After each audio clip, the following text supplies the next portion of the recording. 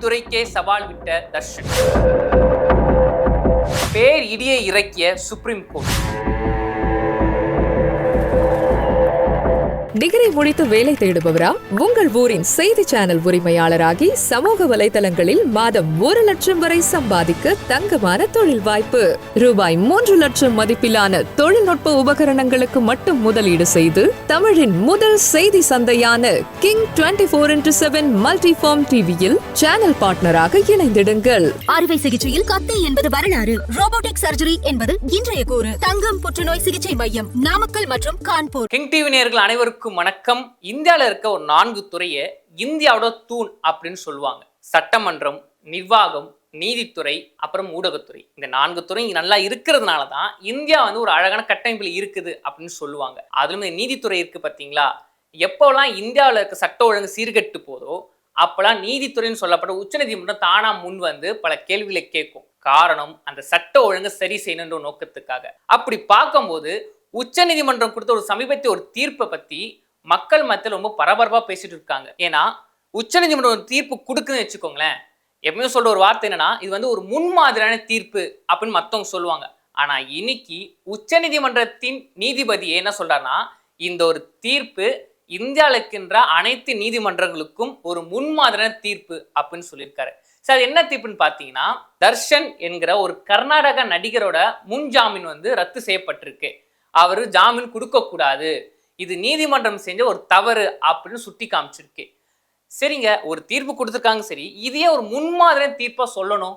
அப்படி உயர்நீதிமன்றம் என்ன தீர்ப்பு கொடுத்தாங்க, அதையும் இவங்க ரத்து செஞ்சாங்க. இந்த தர்ஷன் வழக்கு என்ன அப்படின்னு நீங்க தெரிஞ்சுக்கிட்டா தான் இந்த நீதிமன்ற தீர்ப்போட ஆழத்தை நீங்க புரிஞ்சுக்க முடியுமே. 2024 ஜூன் 11ஆம் தேதி பெங்களூர்ல ஒரு சடலம் கிடைக்குது. இதை யார்ப்பா பண்ணா, இந்த தப்புக்கு காரணம் யார் கொலை செஞ்சிருப்பா?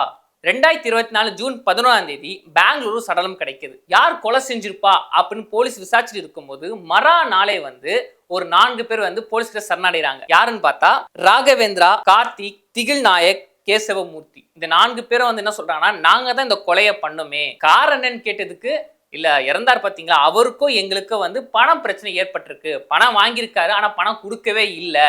நீங்க ஏமாத்துறீங்கன்னா அப்படி எங்க மேல பழி போட்டாரு.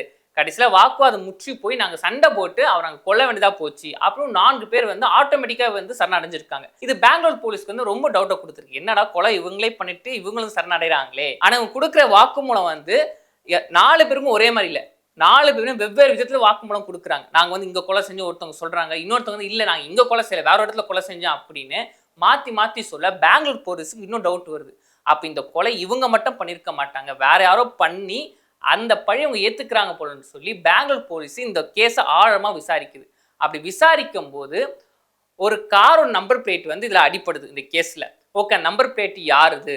அது மட்டும் இல்லாமல் அந்த 4 பேர் இருக்காங்க பார்த்தீங்களா, அங்கே 4 பேரோட சிக்னல், அந்த ஃபோன் சிக்னல் சர்ச் பண்ணி பார்க்குறாங்க.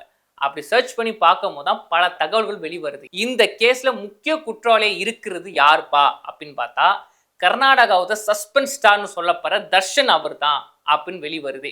உடனே தர்ஷன் அவர்களை போய் கைது செய்ய போறாங்க. எங்கன்னா மைசூர் ஷூட்டிங் ஸ்பாட்லேயே போய் அதிரடியாக கைது செய்து பெங்களூர் போலீஸ் கைது செஞ்ச பிறகு என்ன சொல்றாங்கன்னா, நான் அந்த கொலைலாம் பண்ணலங்க, இது யாரோ திட்டமிட்டு செஞ்ச சதி, இதுக்கு எனக்கு சம்மந்தமே கிடையாதுன்னு சொன்னாலும் போலீஸ் கிறுக்குப்பிடி விசாரணையில் விசாரிக்கும் போது பல உண்மைகள் அப்பவே வெளியே வருது. என்னன்னு பார்த்தா, ரேணுகா சாமி என்ற ஒருத்தர் தான் தர்ஷனோட ஃப்ரெண்டு பவித்ரா கவுடாவுக்கும் ரேணுகா சாமிக்கு ஒரு பிரச்சனை வந்திருக்கு. என்னன்னு பார்த்தா, ரேணுகா சாமி பவித்ரா அவங்களுக்கு ஆபாசமா மெசேஜ் அனுப்பிச்சிருக்காங்க. உடனே பவித்ரா என்ன பண்றாங்கன்னா, தான் ஃப்ரெண்டு தர்ஷனுக்கு காட்டுறாங்க, இந்த மாதிரி அவன் தொல்லை பண்றான், எனக்கு ஆபாசமா மெசேஜ் அனுப்பிச்சிட்டே இருக்கான் அப்படின்னு சொன்ன உடனே தர்ஷன் ரொம்ப டென்ஷன் ஆகி பிளான் பண்ணி ரேணுகா சாமி பெங்களூருக்கு வர வைக்கிற. பெங்களூர் வர வச்சு ஷெட்டை அடைச்சி அவரை துன்புறுத்தி கொல்றாரு தர்ஷன் அவர்கள். உடனே போலீஸ் இந்த விஷயம் தெரிஞ்ச பிறகு தர்ஷன் அவர்களை கைது செய்யறாங்க. ஒரு 3 மாசம் சிறையில இருக்கிறாரு. சிறையில இருக்கும் போது தர்ஷன் அவர்கள் ஒரு மனுவை தாக்கல் செய்யற உயர்நீதிமன்றத்துல. என்னன்னு பார்த்தா, எனக்கு உடம்பு சரியில்லை, என்னோட முதுகு தண்டுவோட ரொம்ப பாதிக்கப்பட்டிருக்கு, என்னால் நிக்கவே முடியல, அதனால எனக்கு ஜாமீன் வேணும், ஜாமீன் நீங்க கொடுத்தீங்கன்னா நான் ஆப்ரேஷன் பண்ணிட்டு என்னோட உடம்ப நான் பார்த்துப்பேன் அப்படின்னு சொல்றாரு. உடனே உயர்நீதிமன்றம் என்ன சொல்றாங்கன்னா, சரி இவருக்கு உடம்பு சரியில்லைன்னு சொல்லி கிட்டத்தட்ட 6 வாரம் இடைக்கால ஜாமீனை கொடுக்குறாங்க. ஓகே, இவர் இடைக்கால ஜாமீன் எடுத்துட்டு வெளியே வந்தார்ல, இவர் ஆப்ரேஷன் பண்ணாரான்னு கேட்டா கிடையவே கிடையாது. ஏன்னா அதுக்கப்புறம் இன்னொரு மனுவை போடுறாங்க தர்ஷன் சைட்ல இருந்து. என்னன்னா, இவருக்கு அந்த 6 வாரம் நீங்க கொடுத்துருக்கீங்களா ஜாமீன், அது பத்தாது, நிரந்தர ஜாமீன் கொடுத்தீங்கன்னா நல்லா இருக்கும் அப்படின்னு சொல்றாங்க. உடனே உயர்நீதிமன்றமும் சரி ஓகே அப்படின்னு சொல்லி நிரந்தர ஜாமீனை கொடுக்குறாங்க. இப்போ இதுக்கப்புறம் தான் பிரச்சனையே வருது. என்னன்னு பார்த்தா பெங்களூர் போலீஸ் வந்து உச்சநீதிமன்றத்தில் வந்து ஒரு மனு போடுறாங்க.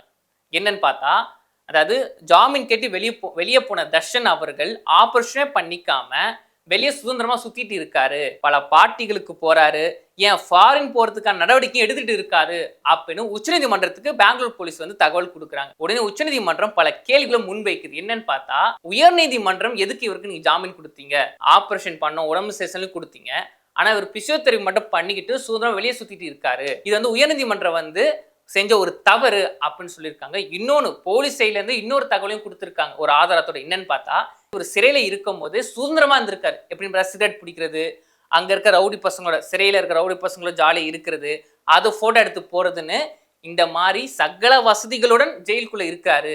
இப்படிப்பட்டவரை நீங்க வெளியே முன்ஜாமீன் சொல்லி விட்டீங்கன்னா அவர் ஆதாரத்தை கலைச்சிட மாட்டாரா அப்படின்னு போலீஸ்ல வந்து கேள்வி கேட்டிருக்காங்க. உடனே உச்சநீதிமன்றம் நீங்க கேட்கறதான் சரிதான், சிறைத்துறை வந்து சீர்கெட்ட துறையா மாறி இருக்கு. இப்போ சிறைத்துறை எதுக்காக இருக்கு, தப்பு செஞ்சவங்களை திருத்ததுக்காக. ஆனா சிறைத்துறை வந்து எல்லா வசதிகளும் குற்றவாளிக்கு நீங்க செஞ்சு கொடுத்தீங்கன்னா அவங்க எப்படி திருந்துவாங்க? ஏன்னா சட்டம் எல்லாருக்கும் சமம். அதனால சிறைத்துறையில நடந்த இந்த சீர்கெட்ட செயலுக்கு யாரெல்லாம் வந்து காரணமோ எல்லா போலீஸுமே நடவடிக்கை எடுக்கணும் அப்படின்னு உச்சநீதிமன்றம் தீர்ப்பு கொடுத்துருக்காங்க. உடனே போலீஸ் தரப்புல என்ன சொல்லியிருக்காங்கன்னா, இல்ல அது யார் வந்து சம்மந்தப்பட்டிருக்காங்க அவங்க மேல நாங்கள் நடவடிக்கை எடுத்துட்டோம் அப்படின்னு ஒரு விஷயம் அவங்க சைடும் சொல்லியிருக்காங்க. அடுத்த உச்சநீதிமன்றம் இன்னொரு விஷயம் சொல்றாங்க. என்னன்னு பார்த்தா ஃபர்ஸ்ட் சொன்னதான், அதாவது நீதி என்பது அனைவருக்கும் சமமானது.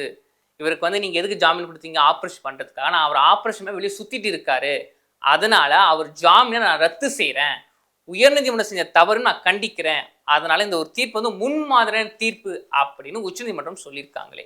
இந்த தீர்ப்பு வெளியே வந்த பிறகு தர்ஷனா அவர்களை வந்து அரசு உள்ள வச்சிருக்காங்க. இப்போ மக்கள் இதை என்ன சொல்றாங்க அப்படின்னு பார்த்தா, உண்மையாக உச்சநீதிமன்றம் செஞ்சது வந்து ஒரு சரியான ஒரு செயல்.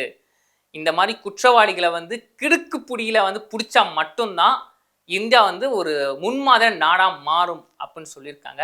இன்னொரு தரப்பு மக்கள் என்ன சொல்றாங்கன்னா, அதெல்லாம் சரிங்க, ஆனா இந்தியாவில் எவ்வளோ தவறுலாம் நடக்குது, அப்போலாம் வந்து இந்த உச்சநீதிமன்றம் வந்து இதே மாதிரி பண்ணால் நல்லா இருக்குமே, ஆனால் என்ன இருந்தாலும் உச்சநீதிமன்றம் செஞ்ச இந்த ஒரு விஷயம் ஒரு சரியான விஷயம் அப்படின்னு உச்சநீதிமன்றத்துக்கு பாராட்டுகள் கூஞ்சிட்டு இருக்குங்க. ஓகே மக்களே, நீங்க இந்த கேஸை பத்தி நினைக்கிறீங்க நம்ம கமெண்ட் பாக்ஸ்ல சொல்லிட்டு போங்க. இது கிங் டிவி, நான் உங்கள் டேவிட் சுரேஷ்.